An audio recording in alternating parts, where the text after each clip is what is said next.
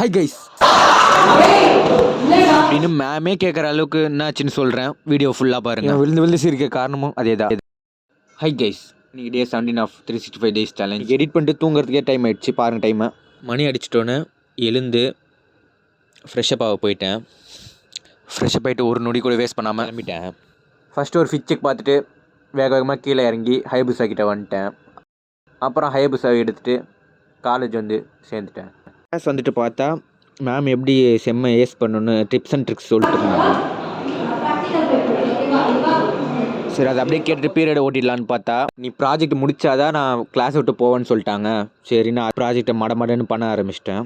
அதை முடிச்சுட்டு பின்னாடி பார்த்தா பின்னாடி ஒரே கும்பலாக உட்காந்து சிரிச்சிட்டு இருந்தானுங்க சவுண்டா. சிரிப்புக்கான காரணம் நான் ஆல்ரெடி போஸ்ட் பண்ணியிருந்தேன் டே 13 வீடியோ தான்.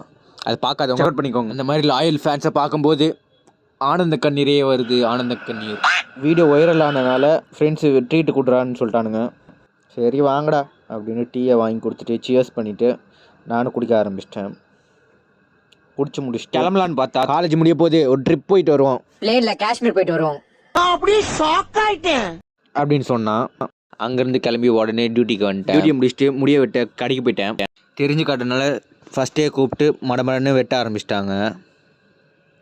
வெட்டி முடிச்சுட்டு அங்கே உள்ள கண்ணாடியில் ஒரு செக்கை பார்த்துட்டு ஜிகர்தாண்டாவோடு இன்றைக்கி நாளை முடிச்சிட்டேன். Bye guys.